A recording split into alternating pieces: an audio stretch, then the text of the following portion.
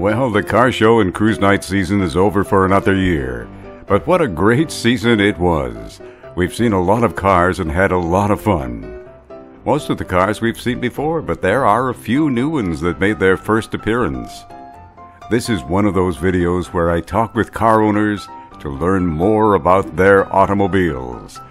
Automobiles that we often pass by and think, hey, nice car, but we really don't know that much about them. This will spotlight a few of our local cars and put a name and face and story to a few of those classic car owners. Let's start with Gary's 1929 Model A. You know, this car sat for many years, and when found, no one could start it. That is, until Gary discovered it had positive ground. Now it runs like a top. If you haven't met George, let me introduce you. This is George's beautiful 57 Chevy convertible. But like most cars, it didn't start out that way. George stripped the car down and added a floor, a hood, and a trunk from a donor car. Fortunately, they're still making quarter panels and the like for this car, which he added. This 57 Chevy has a new original-looking interior. And he's had the original 283 rebuilt. This is a perfect car in every way. Garrow is another 57 Chevy convertible owner. Like George, his car is also in perfect condition. The only difference is Garrow bought his pretty much as you see it here. Garrow is a regular at our cruise nights, and he and his wife go cruising every chance they get. Thanks, Garrow, for showing off your car. And oh, by the way, Garrow also owns a pretty nifty Corvette. This is Tom's 37 Ford making one of its first appearances. He also bought this pretty much as you see it here. Tom found this Ford in Peterborough, and someone did an incredible job of restoration. The maroon paint really glistens, and it's fitted out with a standard 350 engine with a 4-barrel. The interior is all custom. Just have a look at this beautiful dash with all new gauges. And the seats are made for pure comfort. Tom's 37 Ford is one beautiful automobile. Speaking of beautiful cars, we have many. This is Ken's 32 Buick. Here's Ken's story. It's what they call a 5-passenger coupe or Vicky. It's a 60 series, a little bigger than the usual size. It was a barn find up around Niagara. We brought it home. It didn't have a roof in it or a floor. It was all rusty and needed a few repairs. But it took about 3 years to build it. It has a 4.8 GMC pickup engine, the automatic electronic transmission in it. It's a great cruiser down the highway. We drive it down through the States. It's very comfortable. As a depression car, there aren't many of these full-size Buicks around. It is a rare car. Yeah, there wasn't that many Buicks. They made 4 different sizes of cars. This is one of the bigger ones, and it's a 5-passenger coupe. Most of them were sedans. So, yeah, it's fairly rare. Ken has always been a classic Buick fan. There's something about the engine compartment that he likes. I like the long hood on them. They had a straight 8 engine. They made a lot of room for a newer motor to go in. I had a 33. We got this 32, and I have a 34. The classic look of the dash has been maintained. But Ken has added a little of his own taste by including an imitation alligator interior. This car is up for sale, but it comes with a pretty heavy price tag for those connoisseurs of fine automobiles. You may recall Ken's 34 Buick Woody that started out from literally nothing. All the oak and walnut came from his own property. You know, Buick didn't make a Woody in 34, but Ken has done an outstanding job in making this one. This is Gary, and this is Gary's Little Deuce 3-window coupe that he's owned for 33 years. Like a lot of car owners, Gary started from scratch, finding bits and pieces wherever he could find them. Just a little bit of hunting here and there. You never know. So found the hood someplace and the gas tank someplace else. This car still has its original restoration paint job done all those years ago. I keep threatening to repaint it, but Everybody tells me to leave it alone. It's patina. 33 years of patina. This little Deuce coupe is a driver, and Gary still has the original flathead engine. It's a pretty well a full race flathead with dual carbs and 3/4 cam in it. It's pretty good running motor with air conditioning. 3-speed stick shift. Not much else to say about it. It's a good, reliable motor. Like all car owners, Gary is a likable guy, and he sure likes those flathead engines. I used to race flatheads at Checker Flag Raceway. I enjoyed it. They were always good motors for me, so I used up what I had and put it in there. Gary says he's not afraid to put the pedal to the metal, and in his words, it still runs really good. Here's a look at the dash with a few extra gauges. He's had the seats redone by someone else, and also had the roof chopped 3.5 inches. Gary drives this car at least a couple times a week in good weather. Here's Bob's beautiful GMC pickup. Some time back he bought it pretty much as you see it here. The truck has got very low mileage on it, and it's just something that I drive and fix all the time, you know, to work on it, that's all. If I want to go out, I go out. If I want to fix it, I fix it. This pickup has a beautiful interior that's extremely comfortable. Well, the interior is brand new. It's done with real cowhide. The owner who had it went up and bought some cowhides and made the interior with it, and leather. Bob doesn't drive this pickup very much. Mostly it's kept garaged. It goes out maybe once or twice a month. That's about it, you know. That's about it. I could drive it anywhere I wanted to. Here's a look at the oak bed in the back. Now, that's what I call badging. There's no doubt this is a GMC. Under the hood is a powerful 327 with a 4-barrel, but Bob never pushes it. No, I never abuse. That's one thing. I've always had hot rods and Model A's and rat rods and that, but I've never let them go. I never raced them. No, it's not my thing. The chrome still looks great.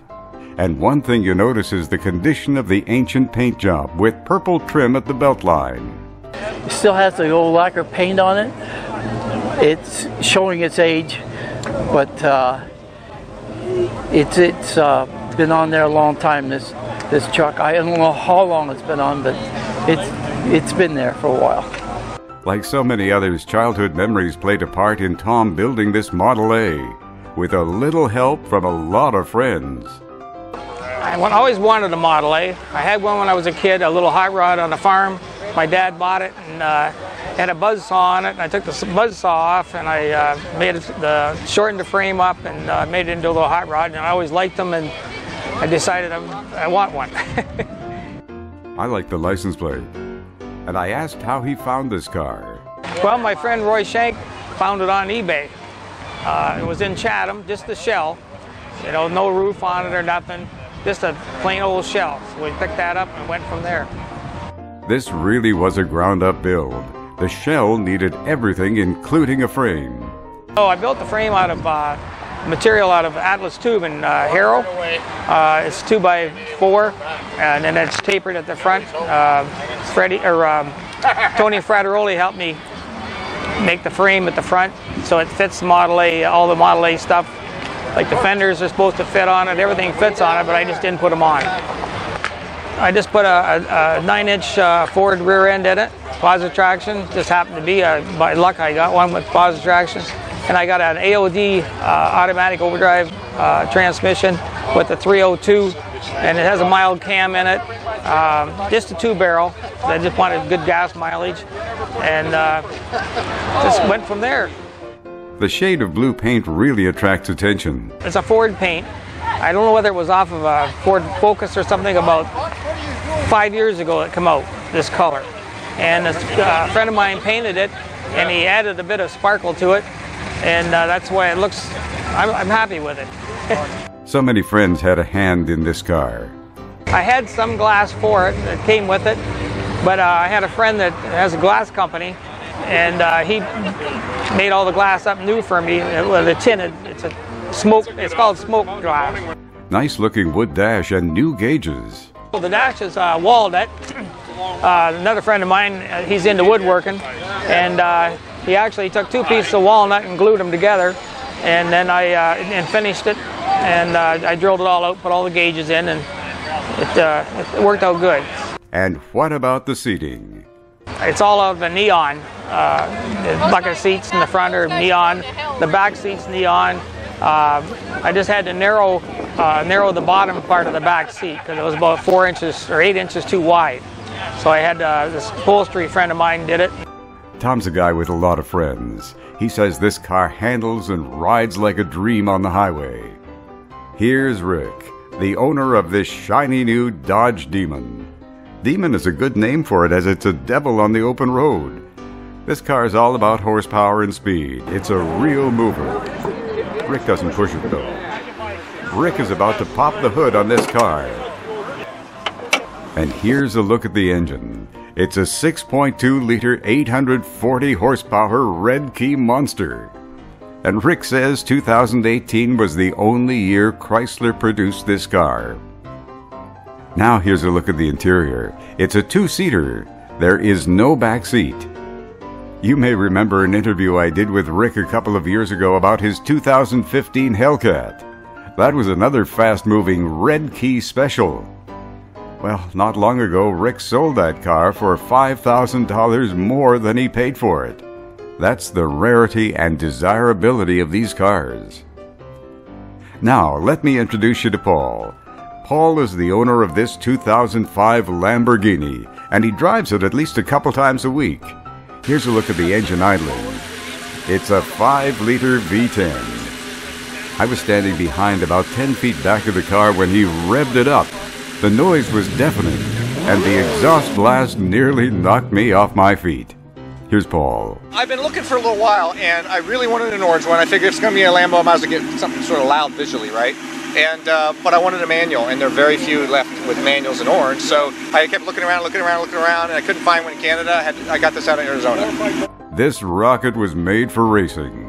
I'm going to take it to the track at least a couple times a year, and I've always kind of wanted something that was just, you don't see coming and going. My other car is a 61 Lincoln suicide door convertible. You also don't see that coming and going. So I figured I'll get the polar opposites of the spectrum. Walt's 41 Dodge isn't quite as fast or sleek as that Lambo, but it's just fresh from restoration after sitting idle in a garage for more than 60 years. He's owned it for 22 years. Over the past couple of years, Walt got interested in restoring it. He did all the work himself, including the paint and interior. My goodness, look at the time. Perhaps I can squeeze in just one more? This is Ron's 57 Chevy pickup that he bought in Leamington. I collect 57 Chevs, and this is a 57 Chev pickup. I had to have a pickup after having so many 57 Chevs. I asked him what his attraction was to this pickup. It's a drivable car. Not fast. It's got all the modern technology. It's air conditioning, cruise control. It's got overdrive. It's a fuel injection. All you do is turn the key and go. Ron tells me everything that's not red has been powder coated.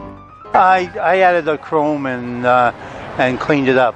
You know, added up the chrome front end and detailed it. Except for a few extras, this truck is exactly as he bought it. Under the hood is a standard 350 with electronic ignition. It's Ron's belief these 57 Chevy pickups are pretty rare in this condition. There's so much more car and owner information to tell, but that will have to do it for now. Remember, you can view past videos by going to YouTube and in the YouTube search engine entering Prime Links 86. And for older videos, also in the YouTube search engine, enter autonameplates.com. Make sure you're in the YouTube search engine though. Thanks for viewing. So long for now. And as always, come spring, we'll see you at the car shows and cruise nights.